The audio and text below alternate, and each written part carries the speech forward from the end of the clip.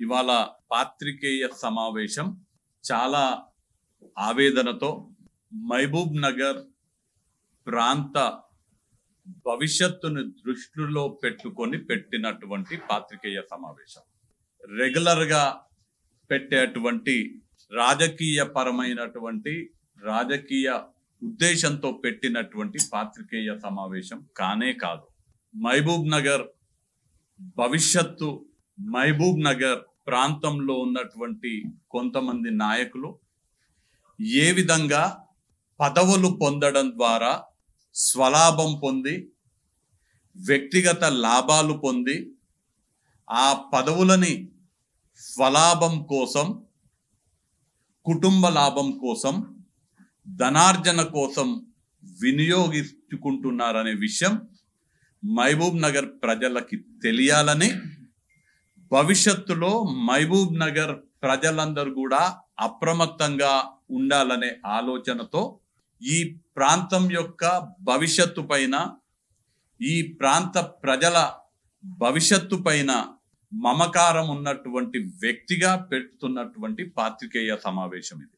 నిన్న మొన్న భారతీయ జనతా పార్టీ జాతీయ ఉపాధ్యక్షురాలు, మాజీ తెలుగుదేశం పార్టీ, మాజీ సమాజ్వాదీ పార్టీ, మాజీ కాంగ్రెస్ పార్టీ నాయకురాలైనటువంటి డికే అరుణ గారు ప్రస్తావించినటువంటి రెండు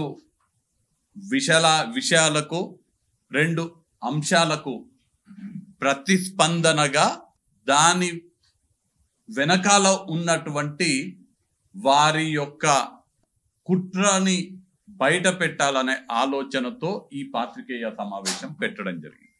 వారు రెండు విషయాలు ప్రస్తావించడం జరిగింది. వాస్తవానికి రాజకీయాలలో వ్యక్తిగత అంశాలు మాట్లాడకూడదు, పాలసీ మ్యాటర్స్ పైననే మాట్లాడాలని బలంగా నమ్మేటువంటి వ్యక్తి చల్లా వంశీచంద్ర రెడ్డి. రాజకీయ విలువలకు, వ్యక్తిత్వానికి అత్యధిక ప్రాధాన్యత ఇచ్చేటువంటి వ్యక్తి చల్లా వంశీచంద్ర రెడ్డి. నాకన్నా వయసులో పెద్దవారికి, మరీ ముఖ్యంగా మహిళా తల్లులకి అపారమైనటువంటి గౌరవం ఇచ్చేటువంటి సంస్కారం ఉన్నటువంటి వ్యక్తి వంశీచంద్ర రెడ్డి.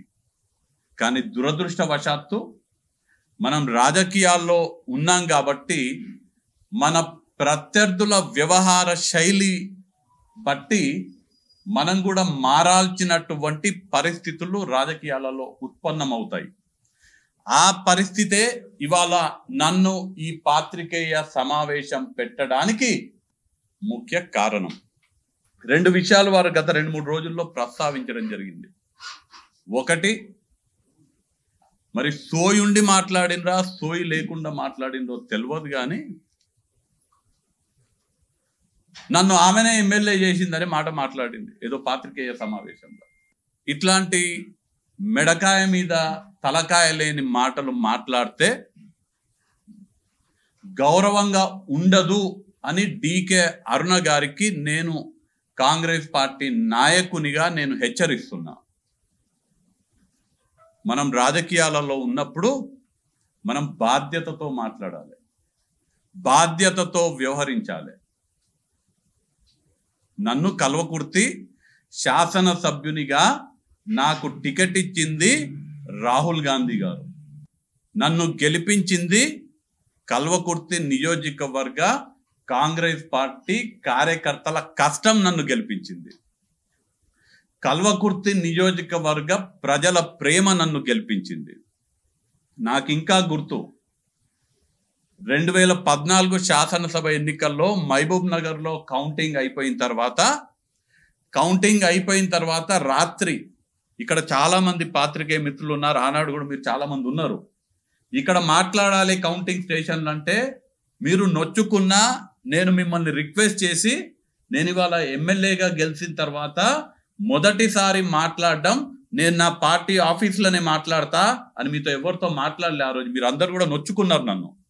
ఎన్నికలు అయిపోయినాయి, పాత్రికేయులు మాట్లాడమంటే మాట్లాడలేదంటే నేను తెల్లారి మహబూబ్ నగర్ డిసిసి ఆఫీసులో పాత్రికేయ సమావేశం పెట్టినా తర్వాత గాంధీ భవన్లో పాత్రికేయ సమావేశం పెట్టి నా గెలుపుకి నేను ఎమ్మెల్యేగా గెలవడానికి కారణము కాంగ్రెస్ పార్టీ కార్యకర్తలు, ఈ గెలుపు కాంగ్రెస్ పార్టీ కార్యకర్తలకు అంకితమని ఆ రోజు చెప్పిన. నేను ఆ మాటకు వస్తే 2014లో కాంగ్రెస్ పార్టీలో టికెట్లు నిర్ణయించేటువంటి ప్రదేశ్ ఎలక్షన్ కమిటీ, ఎవరికి టికెట్లు ఇవ్వాలనే నిర్ణయించేటువంటి ప్రదేశ్ ఎలక్షన్ కమిటీలో డీకే అరుణ లేదు, వంశీచంద్ర రెడ్డి ఉన్నాడు.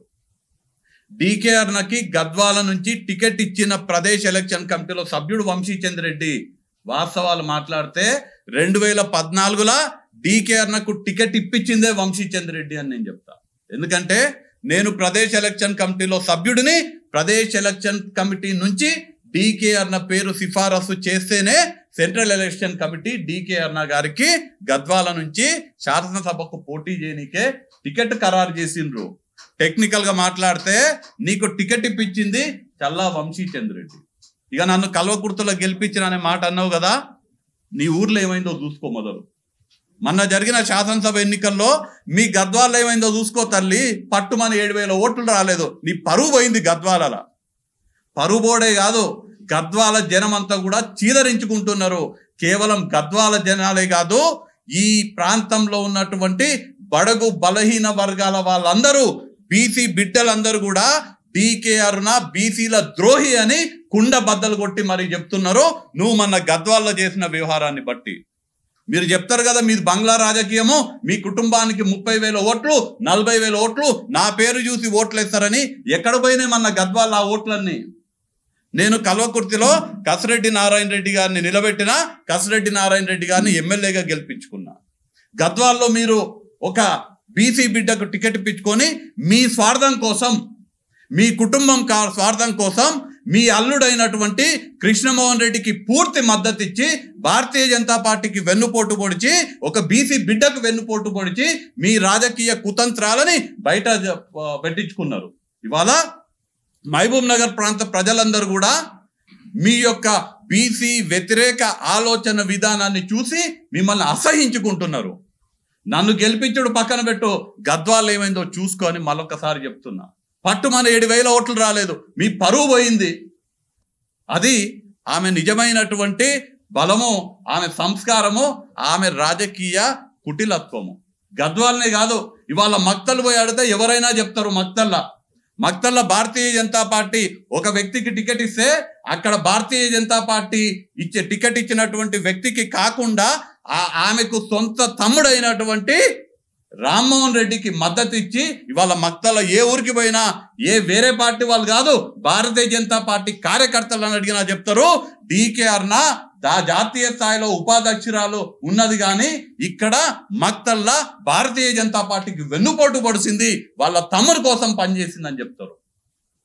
ఒక్కరినైనా ఎక్కడినైనా నా రాజకీయ జీవితంలో దాదాపు 20 సంవత్సరాలల్లా ఒక్క మచ్చ ఎక్కడున్నా ఉంటే చూపించమని చెప్పండి. మన గద్వాల బీసీ బిడ్డకు ద్రోహం చేసినాం, నీ పార్టీకి ద్రోహం చేసినాం. మక్తల్లా మీ పార్టీకి ద్రోహం చేసినాం. కాంగ్రెస్ పార్టీలు కూడా నేను చాలా బాధ్యతతో చెప్తున్నా, 2014 నాకు కాంగ్రెస్ పార్టీ టికెట్ ఇస్తే నేను ఓడిపోవడానికి డీకే అరుణ కుట్ర చేసింది. ఆ కుట్రలని ఛేదించుకొని నేను ఎమ్మెల్యేగా గెలిచిన ఆ రోజు. ఎట్లయితే గద్వాలలో మొన్న బీజేపీకి ద్రోహం చేసిందో, మక్తల్లో ఎట్లయితే బీజేపీకి ద్రోహం చేసిందో, 2014లో కూడా కల్వకుర్తిలో నేను ఓడిపోవడానికి డీకే అరుణ కుట్రలు పన్నింది, కుతంత్రాలు పన్నింది. అయినా కానీ నా ప్రజల ప్రేమతోటి, నా కార్యకర్తల కష్టంతో నేను కల్వకుర్తి నుంచి శాసనసభ్యునిగా గెలిచిన. మళ్ళా ఈ విషయంలో ఇట్లాంటి పిచ్చి పిచ్చి మాటలు మాట్లాడితే ఆనాడు కల్వకుర్తిలో అసలు ఏం జరిగింది, ఎట్లా నా ఓటమికి మీరు కుట్రలు చేసిండ్రో అన్నీ కూడా బహిర్గతం చేస్తానని నేను ఈ సందర్భంగా తెలియజేస్తున్నా.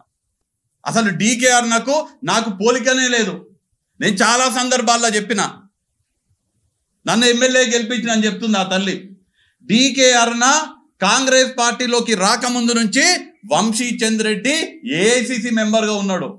నేను 2006 నుంచి పాత్రికేయ మిత్రులు శ్రద్ధగా వినాలా, ఇవన్నీ కూడా మహబూబ్ నగర్ ప్రజలందరికీ తెలిసేటట్టుగా మీరు చేయాలని నేను మీకు విజ్ఞప్తి చేస్తున్నా.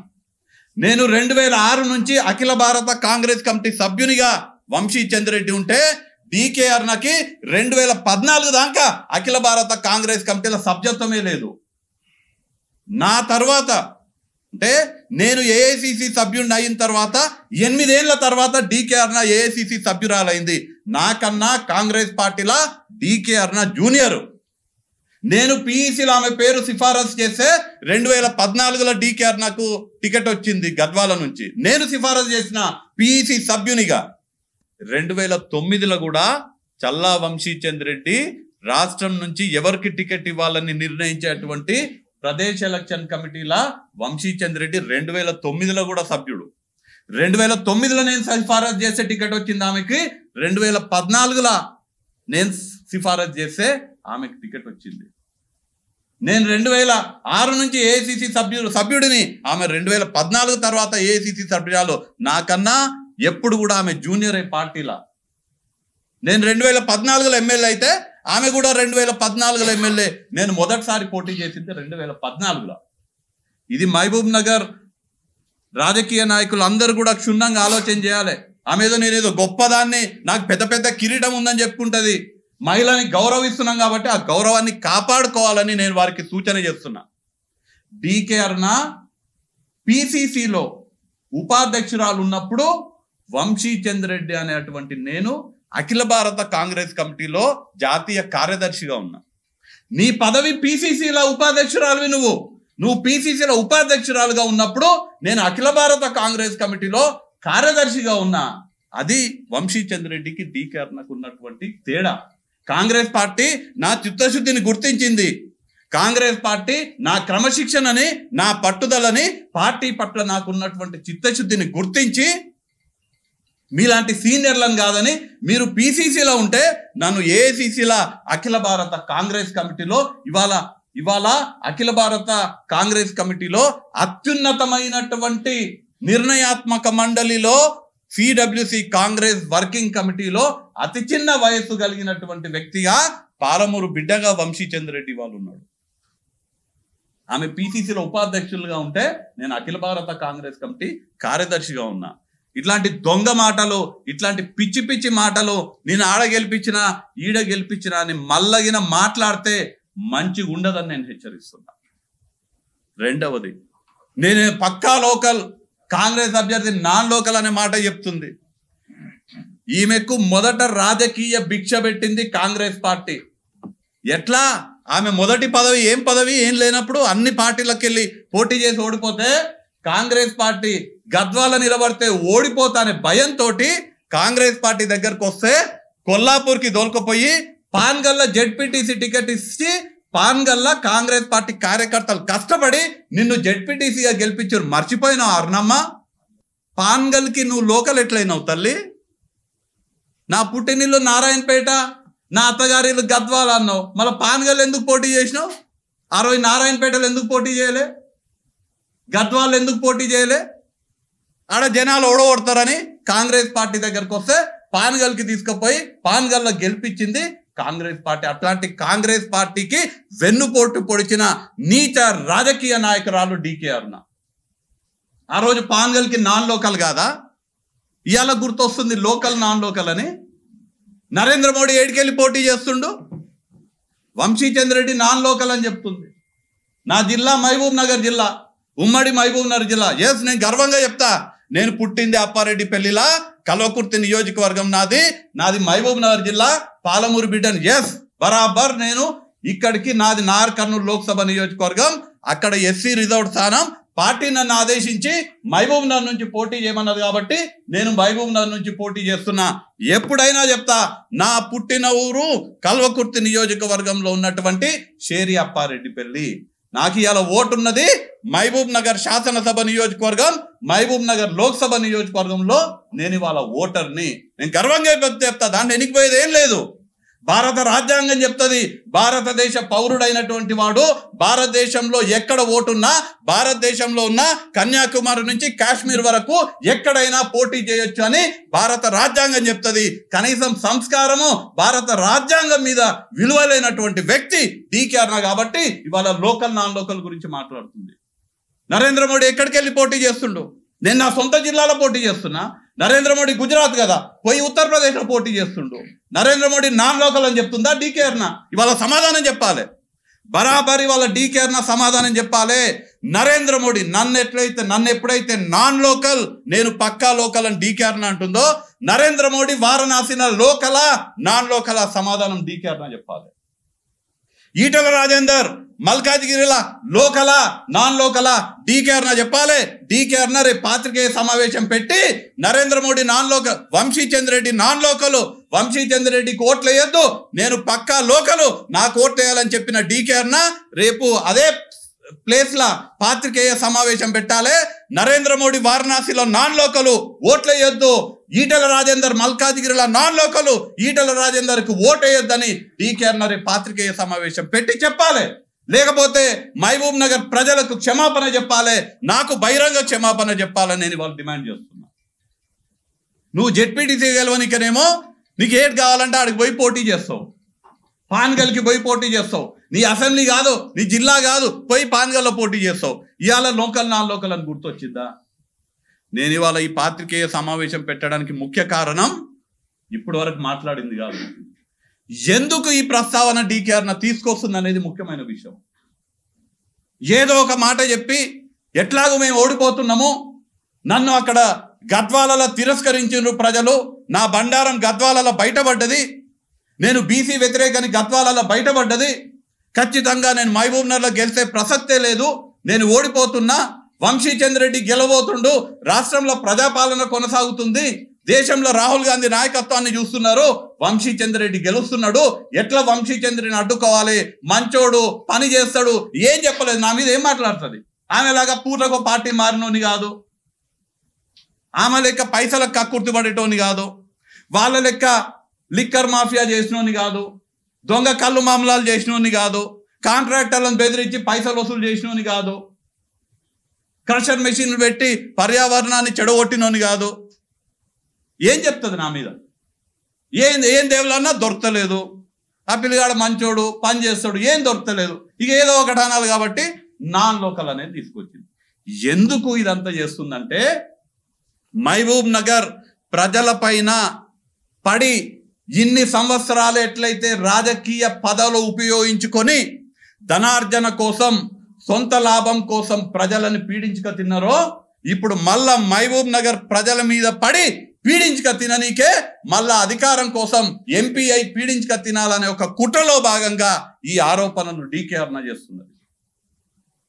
ఎందుకు చేస్తున్నది? మళ్ళా ఈ ప్రాంతానికి వచ్చి వైన్స్ సిండికేట్ ఏర్పాటు చేసి వైన్స్ ద్వారా ధనార్జన చేయాలని, ఒక వైన్స్ మాఫియా సృష్టించాలి, మైన్స్ మాఫియా సృష్టించాలి, శాండ్ మాఫియా సృష్టించాలి, కాంట్రాక్టర్ల మాఫియా సృష్టించాలి, దొంగ కళ్ళు సరఫరా చేసి డబ్బులు, గతంలో ఎట్లయితే వాళ్ళ చరిత్ర మహబూబ్ నగర్ ప్రజలందరికీ తెలుసు, నడిగడ్డ ప్రజలకు తెలుసు వాళ్ళ చరిత్ర. మందు గెలిపిన కళ్ళు అమ్మాలి, పైసలు దంపాయాలి. కాంట్రాక్టర్లు ఎవరు కాంట్రాక్ట్ చేసుకోవద్దు, మేమే కాంట్రాక్ట్ చేసుకోవాలి, మొత్తం కాంట్రాక్టర్లతోటి సిండికేట్ ఏర్పాటు చేసి వాళ్ళ దగ్గర కమిషన్లు తీసుకోవాలి. మళ్ళీ ఈ మహబూబ్ నగర్ అవన్నీ చేయాలనే ఉద్దేశంతో మహబూబ్ నగర్ ఎంపీ కావాలనుకుంటుంది. అధికారం కోసం, ధనార్జన కోసం, వాళ్ళ కుటుంబం బాగుపడనీకే ఎంపీ కావాలనుకుంటుంది, కానీ ప్రజల కోసం, ప్రజలకు సేవ చేయనీకే ఎంపీ కావాలనుకుంటలేదు. ఇవాళ నేను ప్రశ్నిస్తున్నా, నా పుట్టినిల్లు నారాయణపేట అంటున్నావు కదా, నారాయణపేటకి ఏం చేసినావు తల్లి? నీ పుట్టినిల్లు అయితే ఇన్నేళ్ళు అధికారంలో ఉన్నావు, కాంగ్రెస్ పార్టీ అధికారంలో ఉన్నప్పుడు మంత్రిగా ఉన్నావు, కాంగ్రెస్ పార్టీకి వెన్నుపోటు పొడిచి భారతీయ జనతా పార్టీకి పోయినప్పుడు భారతీయ జనతా పార్టీ కేంద్రంలో అధికారంలో ఉన్నది. నారాయణపేటకు 1 ఎకరానికి నీళ్ళు ఎందుకు పారతలేదని నేను ఇలా అడుగుతున్నా. నీ పుట్టినిల్లు నారాయణపేట అయితే నారాయణపేట నియోజకవర్గానికి 1 ఎకరానికి నీళ్ళు ఎందుకు పారతలేదు? ఇవాళ నేను గర్వంగా చెప్తున్నా, మేము అధికారంలోకి వచ్చినామో నారాయణపేటని సస్యశ్యామలం చేయనికే నారాయణపేట కొడంగల్ ఎత్తిపోతల పథకం జీవో నెంబర్ 14 2945 కోట్ల రూపాయలతోటి కోస్గిలా మేము భూమి పూజ చేసినాము. 2 ఏళ్లలో నారాయణపేటని సస్యశ్యామలం చేసే బాధ్యత నేను, ముఖ్యమంత్రి గారు రేవంత్ రెడ్డి గారు, అక్కడున్న శాసనసభ్యురాలు చిట్టెం పర్ణికారెడ్డి తీసుకుంటాము. మేము నీళ్ళు ఇస్తున్నాం నారాయణపేటకి. నారాయణపేట నీ తల్లిగారి ఇల్లు అయితే, నీ సొంతూరు నారాయణపేట అయితే, నారాయణపేటకి ఇన్నేళ్ళు నువ్వు అధికారం ఉంటే 1 ఎకరానికి నీళ్ళు ఎందుకు ఇవ్వలేదని అడుగుతున్నా. నారాయణపేటలో పద్మశాలీలు పెద్ద ఎత్తున ఉంటారు. ఎప్పటి నుంచో దశాబ్దాలుగా నారాయణపేటలో డిమాండ్ ఉన్నది టెక్స్టైల్ పార్క్ కావాలని. మీరు కేంద్రంలో అధికారంలో ఉన్నారు.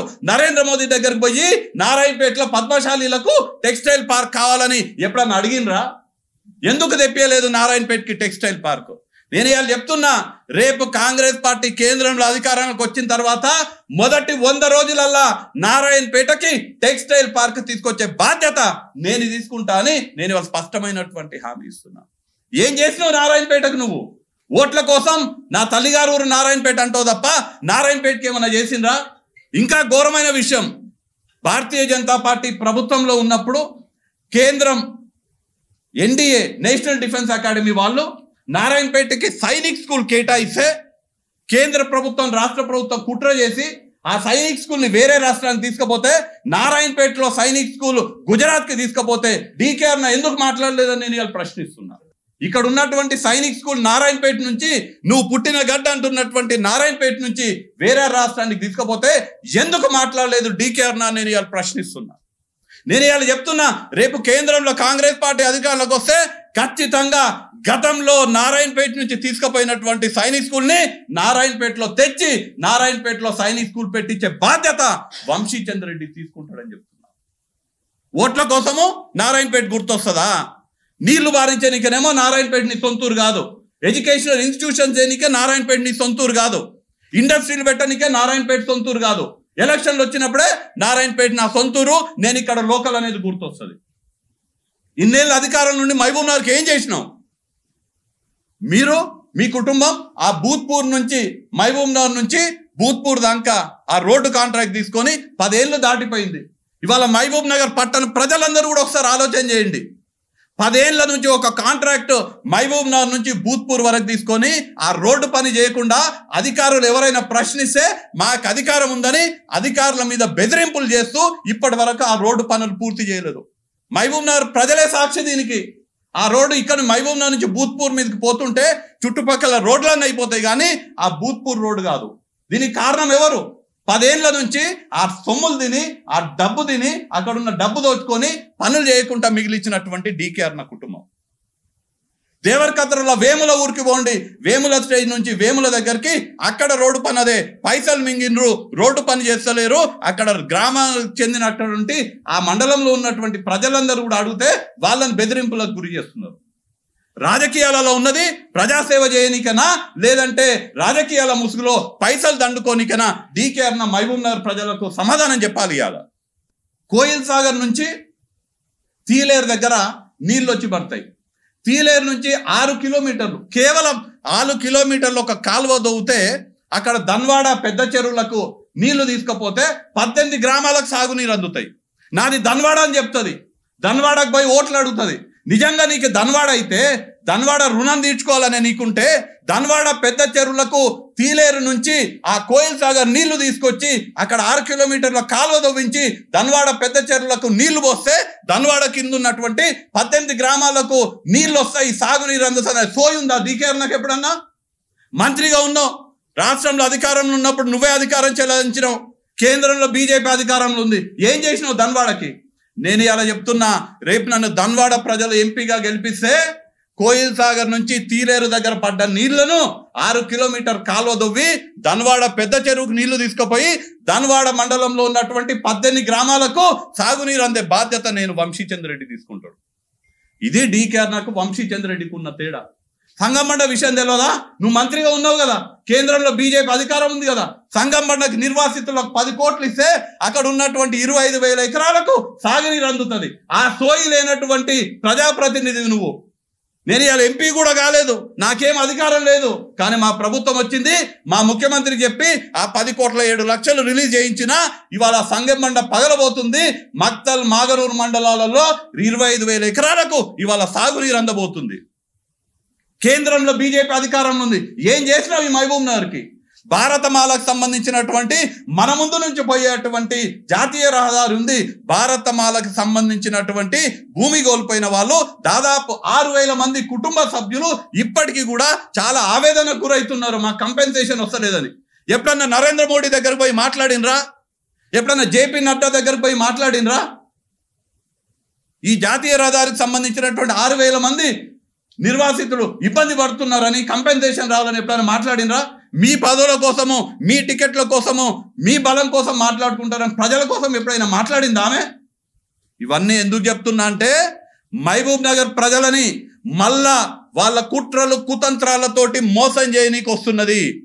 డీకే అరుణని గనక మహబూబ్ నగర్ ప్రజలు ఓట్లేస్తే మన పరిస్థితి మహబూబ్ నగర్ నుంచి భూత్పూర్ రోడ్డు లెక్క అవుతుంది.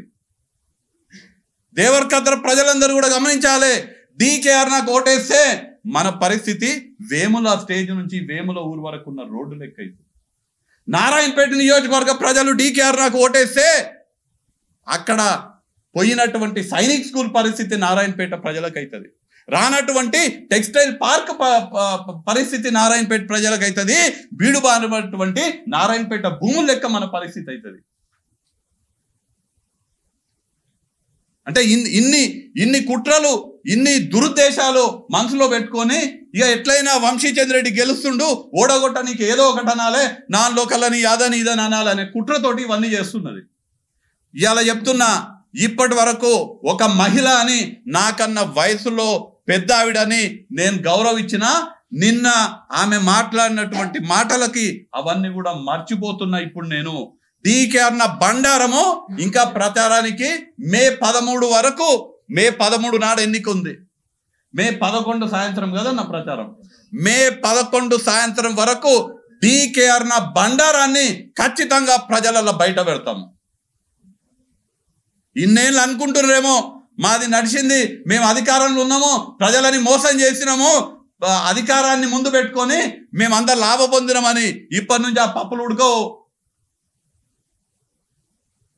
ఇవాళ చెప్తున్నా, నిన్న ఎప్పుడైతే వంశీచంద్ర రెడ్డి నాన్ లోకల్, నేను పక్కా లోకల్ అన్నావో, నీ రాజకీయ మరణానికి ఆనాడే నిన్ననే పునాదులు వేసుకున్నావు అని చెప్తున్నాను. ఇక డీకే అరుణను వదిలిపెట్టేది లేదు. మొన్నటి వరకు ఈ జిల్లా మీద పడి దోచుకున్నది, దాచుకున్నది మొత్తం కక్కిస్తామని నేను ఇలా చాలా బాధ్యతతోటి చెప్తున్నా, చాలా బాధ్యతతోటి చెప్తున్నా. మహబూబ్ నగర్కి నేను ఏదో చేసిన అంటావు, నేనేదో ఉద్యమాలు చేసిన అని, ఏదో జనరల్గా చేసింది లేదు ఏం లేదు, కానీ నేను ఉద్యమాలు చేసిన, నేను పోరాటాలు చేసిన అంటావు. ఏం చేసినావు తల్లి?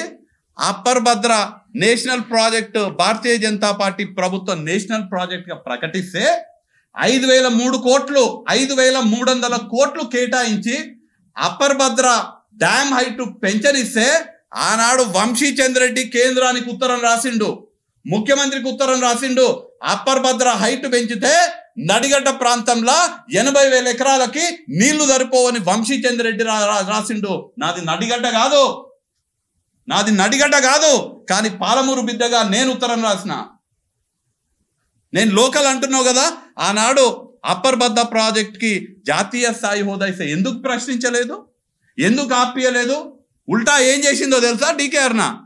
అదే రోజు వాళ్ళ అధ్యక్షుడు, రాష్ట్ర అధ్యక్షుడు బండి సంజయ్ పాదయాత్ర చేస్తుంటే జోగులాంబ దగ్గర హారతి పట్టింది బండి సంజయ్కి.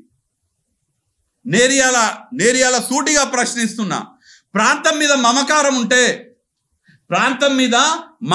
ఉంటే, పుట్టిన గడ్డ మీద మమకారం ఉంటే, నిన్ను గెలిపించిన ప్రజలపైన నీకు విశ్వాసం ఉంటే, ఆనాడు అప్పర్ భద్రాకి జాతీయ స్థాయి హోదా కల్పించినప్పుడు ఎందుకు ప్రశ్నించలేదో డీకే అరుణ ఇవాళ చెప్పాలి. దాని ద్వారా ఇవాళ 80,000 ఎకరాలకి నష్టం. ప్రశ్నించలేదు, ఎందుకంటే ఆమెకు అవసరం లేదు, ఆమెకు తెలియదు అసలు ఏం చేయాలి, ప్రాంతాన్ని ఎట్లా అభివృద్ధి చేసుకోవాలని తెలియదు. వాళ్ళకి ఏం తెలుసు? ల్యాండ్ మాఫియా, శాండ్ మాఫియా, కాంట్రాక్టర్లు, రింగులు ఎట్లా వేయాలి, జనాలను ఎట్లా బెదిరించాలి, కాంట్రాక్టర్ని ఎట్లా బెదిరించాలి అని మాత్రమే తెలుసుకోవాలి. ఇవన్నీ తెలియదు అసలు. ఇలా ప్రజలు ప్రశ్నించాలి.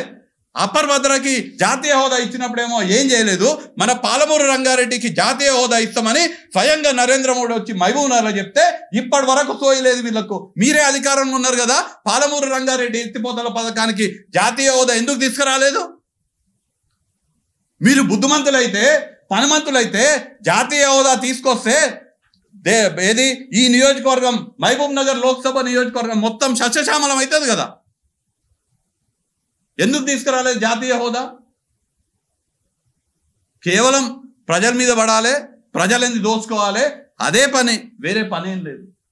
ఈ ప్రాంతంలో ఉన్నటువంటి ప్రజలకు ఉద్యోగ ఉపాధి అవకాశాలు కలిగేనికే కేంద్రంతో మాట్లాడి ఏదైనా ఒక కొత్త ఇండస్ట్రీ తీసుకొచ్చిండ్రా, ఏదైనా ఒక కొత్త సంస్థను ఏర్పాటు చేసిండ్రా? నేను కొట్లాడిన ఆర్డీఎస్ కోసం అని నేను ఇవాళ ప్రశ్నిస్తున్నా. ఆర్డీఎస్కి కేటాయింపులు ఎన్ని? 15 టీఎంసీలు ఆర్డీఎస్ కేటాయింపులు ఎన్ని మారుతున్నాయి? ఇప్పుడు కేవలం 4 టీఎంసీలు కూడా మారతలేవు. ఏం చేస్తున్నట్టు డీకే అరుణ? నేను ఆర్డీఎస్ కోసం కొట్లాడినా, ఆర్డీఎస్ కోసం కొట్లాడినా అంటది. కేటాయింపులు 15 టీఎంసీలు. నువ్వే కదా అధికారంలో ఉన్నది, మీరే కదా శాసించింది. 15 టీఎంసీలు కేటాయిస్తే ఆర్డీఎస్కి కేవలం 4 టీఎంసీలు ఎందుకు మారుతున్నాయి? ఆలోచన చేస్తుందా? అవసరమే లేదు, అసలు తెలియదు. ఏమైనా ఊతరే ఏదో ఒకటి విమర్శలు చేయాలి, నోరుంది కదా ఇష్టం వచ్చినట్టుగా ఏదో ఒకటి మాట్లాడాలని మాట్లాడితే ఊరుకునేటోళ్ళు లేరు.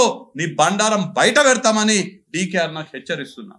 మహబూబ్ నగర్ లోక్సభ నియోజకవర్గ ప్రజలు ఇట్లాంటి రాజకీయ విలువలు లేనటువంటి, పదవుల కోసం పూటకొక పార్టీ మారేటువంటి, ఒక పార్టీలో ఉండి ఆ పార్టీకి వెన్నుపోటు పొడిచేటువంటి చరిత్ర ఉన్నటువంటి బలహీన వర్గాల వారికి టికెట్లు ఇప్పించి వాళ్లకు వెన్నుపోటు పొడిచేటువంటి, కుటుంబ సభ్యుల కోసం ఏ నీచానికైనా సిద్ధంగా ఉండేటువంటి డీకే అరుణ లాంటి నాయకులకి, అట్లాంటి నాయకుల పట్ల అప్రమత్తంగా ఉండాలని మహబూబ్ నగర్ లోక్సభ నియోజకవర్గ ప్రజలకు నేను తెలియజేస్తున్నా. ఇంకో విషయం చెప్తున్నా, నేను ఇప్పుడు మాట్లాడినటువంటివన్నీ కూడా చాలా బాధ్యతతోటి, అన్ని విషయాలు తెలిసి రాజకీయ పరిణతితోటి మాట్లాడినటువంటి విషయాలు. దీనిపైన ఎవరికైనా ఏమైనా స్పష్టత కావాలన్నా, దీనిపైన ఇంకేమన్నా వివరాలు కావాలన్నా, ఎప్పుడు ఎవ్వరు ఎక్కడికి వచ్చినా ఎక్కడికి రమ్మన్నా నేను మాట్లాడినటువంటి అంశాలపైన బహిరంగ చర్చకు నేను సిద్ధంగా ఉన్నానని చెబుతూ, పాత్రికేయ మిత్రులకు ఇట్లాంటి కుసంస్కారమైనటువంటి విలువలు లేని రాజకీయ నాయకురాలి బండారం బయటపెట్టే ప్రయత్నం నేను చేస్తా. ఆ ప్రయత్నానికి భవిష్యత్తుని, మహబూబ్ నగర్ ప్రజల భవిష్యత్తుని దృష్టిలో పెట్టుకొని మీరు కూడా నాకు సహకరించాలని పాత్రికేయ మిత్రులందరినీ కూడా నేను కోరడం జరుగుతుంది.